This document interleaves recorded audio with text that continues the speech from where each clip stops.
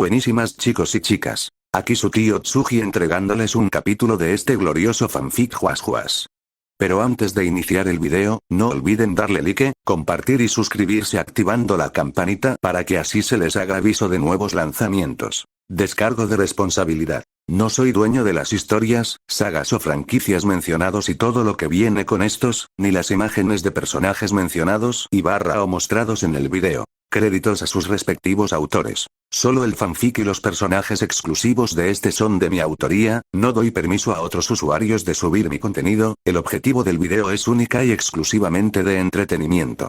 No se busca incitar, ni influenciar o estimular a alguna persona a replicar cualquier cosa que sea representado, mucho menos ofender a algo ni a alguien ni hacer uso de la plataforma con motivos poco éticos. Cualquier tipo de recursos se usan únicamente con fines narrativos y con la finalidad de entretener. Una vez dicho esto, vamos directo al capítulo. Reencarnando en el Sandroverso. Capítulo 15. Tarde. Pof. Ryu. Maldita sea. Grité antes de azotar mis binoculares al suelo, los vi estallar al impacto pero eso no me importó. Estaba furioso y frustrado por lo que acabo de descubrir y no podía evitar revolverme el cabello con fuerza. Presioné mi propia cabeza mientras apretaba los labios y los párpados antes de soltar un suspiro caliente. Bueno, no había mucho que hacer, intenté concluir, aunque de cierto modo me sentía un poco culpable, o tal vez es lo poco que queda del yo anterior el que me hace sentir esta pequeña opresión en el pecho. Mirando nuevamente hacia donde me encontraba espiando, veo a lo lejos la mansión de la familia Iyama, ni demasiado grande ni demasiado pequeña. Es una residencia que grita que los dueños son perfectamente ricos, o al menos lo eran, porque justo ahora estoy viendo el maldito funeral del señor Iyama, el padre de Shunka Iyama, la mujer a la que quería ligar. En la historia original, en el manga, existe el Gaiden Confession que nos da muchas pistas sobre el pasado de Shunka, desde el asesinato de su padre a manos de su primo Kento y este mismo intentando asesinarla un año después, solo para ser detenido por el policía psicótico Seisu Akoya, también conocido como el ejecutor. Empezando así su noviazgo, si se le puede llamar así, la verdad es que de todas las parejas de este mundo esa es sin duda alguna la peor. Elegí a Shunka para intentar hacerla mi novia por una razón, y es que concluí que era la mujer perfecta para mí.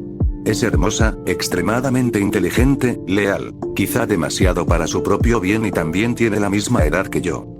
Más allá de que ella me puede introducir en la asociación Kengan y llevarme al torneo de aniquilación sin ningún problema, eso era solo un bonus, siempre pude haber acudido a Grupo Noji para hacer las cosas más fáciles. Lo había estado pensando durante días, y fue algo que me entibió el pecho. Ya había pasado bastante tiempo desde que miraba a las personas de este mundo como personajes, no desde que conocí a Kuroki hace años.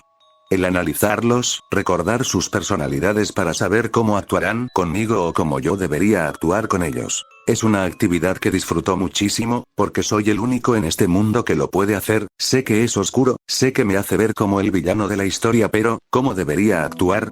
¿Debería simplemente ignorar lo que sé y fingir que no conozco hasta sus pensamientos? Para nada, debería aprovecharlo e incluso conseguirme una buena mujer, tal y como Nico me dijo. Mi plan para conquistar el corazón de Shunka era simple, evitar que Kento matara a su padre, llevarme el crédito y la gloria por salvarlo y trabajar con él como peleador en la asociación Kengan. Si es que estaba registrado como miembro, claro que ocultaría mi identidad con una máscara simple que no me protegiera de ninguna forma excepto de las miradas del público.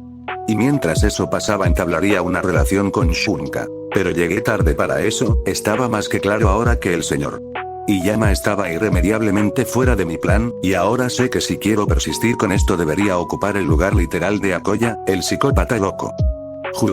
Suspiré, antes de recoger los trozos de los binoculares que rompí y comencé a bajar de la azotea en la que estaba acampando de nuevo. Me había tomado una semana encontrar la residencia Iyama solo para encontrar esta mierda. Pero en fin, es hora de un nuevo plan. No iba a renunciar, mucho menos iba a buscar un reemplazo, y tampoco me atreví a pensar en alguna mujer del clan Kure. Por Dios, un hombre no es quien busca a una mujer Kure, es la mujer Kure quien busca al hombre, y pensar eso ya me está haciendo ver como alguien repugnante, pero que me aspen si permito que Shunka se enrede con Akoya. Pof. Normal. ¿Por cuánto tiempo es que Ryu Tokita resistió la soledad? Es un misterio filosóficamente hablando. Conoció a su mejor amigo y hermano a los 12 años de edad, fueron 12 años en los que Ryu se tuvo solamente a sí mismo desde que renació y dejó atrás todo lo que alguna vez amó y odió por igual. Después de eso, realmente no había habido un momento en el que se sintiera realmente solo, incluso cuando finalmente tuvo que abandonar el nido de Nico y explorar el mundo por su cuenta. Sin embargo, ¿qué era lo que impulsaba a Ryu a buscar una pareja no solo sexual, sino romántica? La respuesta en sí era sencilla, mas sin embargo igualmente compleja para todos aquellos que no conocían los orígenes del peliblanco, los cuales conformaban al mundo entero. Solo un reencarnado como él podría entender completamente aquello que motivaba esta búsqueda, una meta autoimpuesta para conquistar el corazón de una mujer, y no solo cualquier mujer, sino una por la que había mostrado interés incluso desde una vida pasada.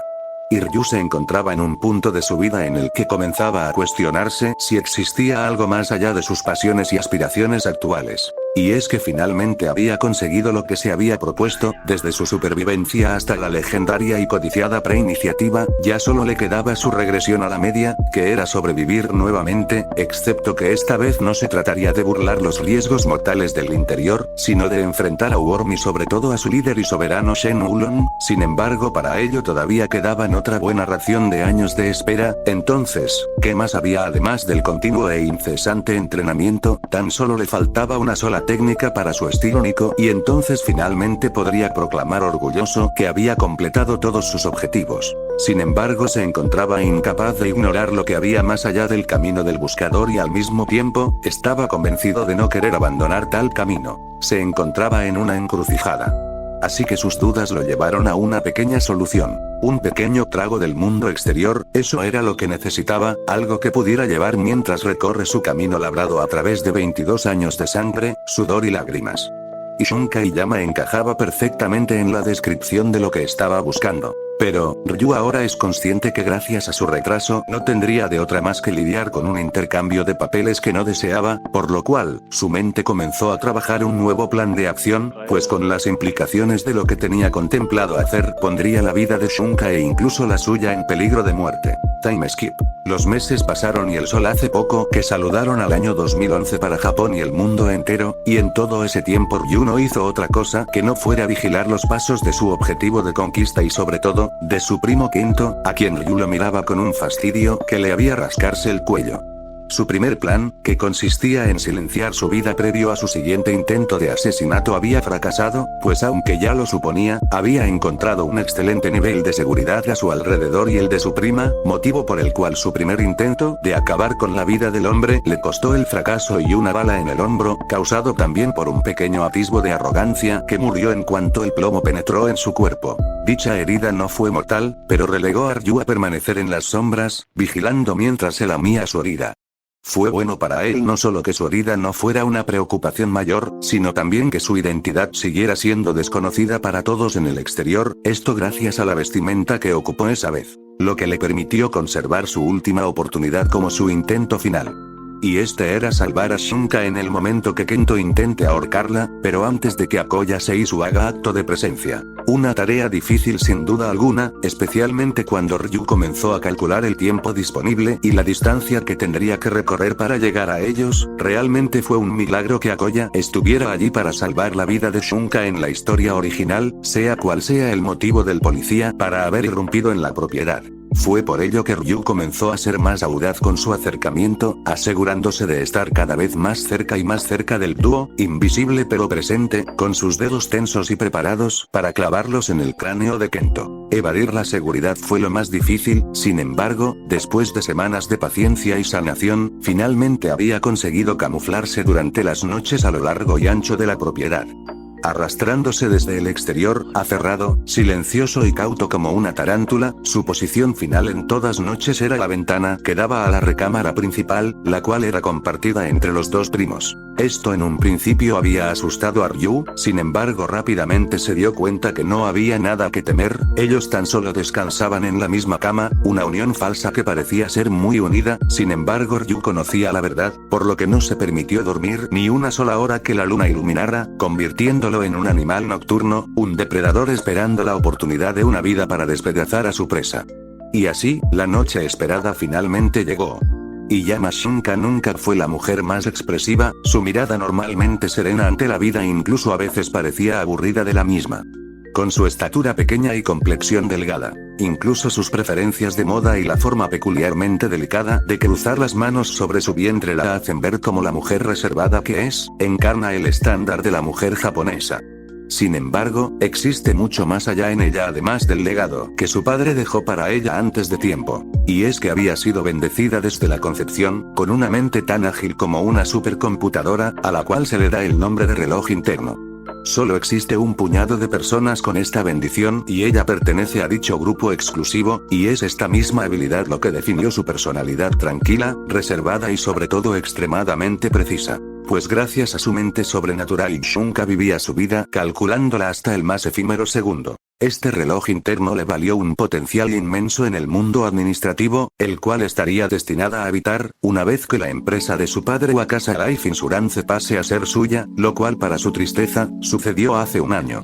Tras la repentina muerte de su padre, Shunka Iyama había sido nombrada directora general de Wakasa Life Insurance a la corta edad de 22 años, un punto en el que todavía no contempló asumir semejante cargo. Su inexperiencia y la gigantesca carga emocional debido al luto la devastaron emocionalmente y no hizo más que avivar sus propias fobias e inseguridades.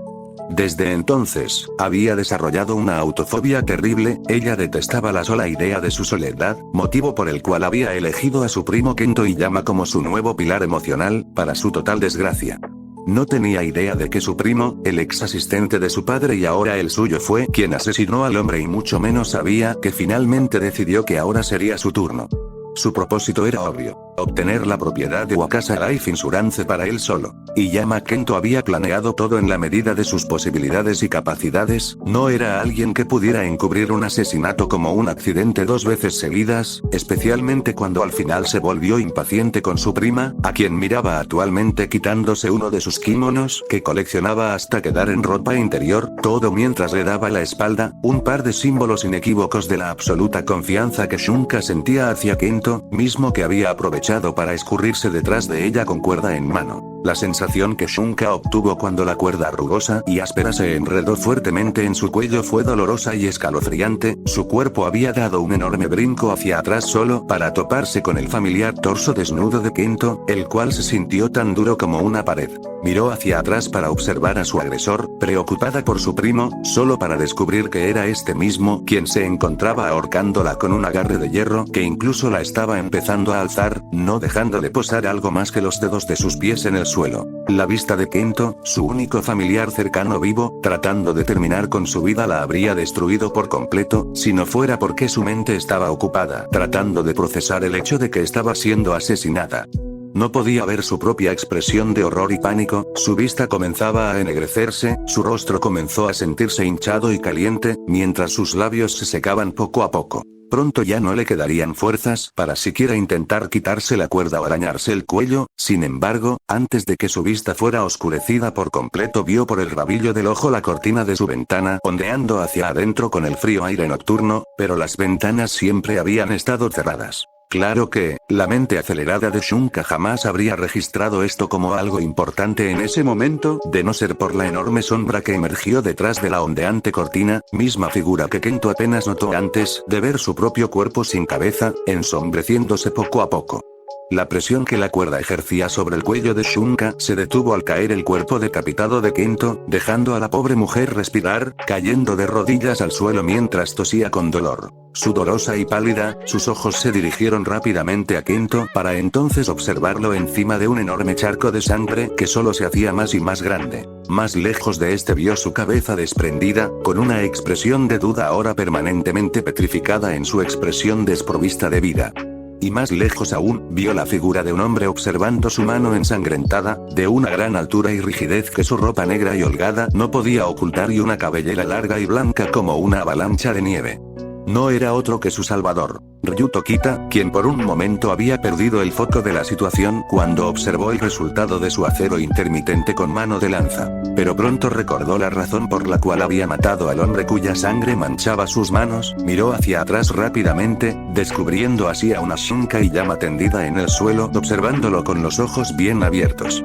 Ryu miró hacia abajo, cuando el paso que intentó dar sonó viscoso, notando la sangre que se extendía por la habitación, miró de nuevo a Shunka, quien seguía inundada de terror, intentó decir algo, pero se interrumpió cuando encontró a un segundo invitado irrumpiendo en el cuarto. La expresión de Ryu cambió al instante, y dejó de lado a Shunka por completo, sabiendo que con la persona que acababa de entrar un segundo de distracción significaría la muerte, especialmente al verlo cubierto de pies a cabeza con metal negro, cuchillo en mano y un instinto asesino perceptible incluso antes de irrumpir en la habitación para asesinar a Kento. Ryu tenía delante a ni más ni menos que a Akoya Seisu, el ejecutor.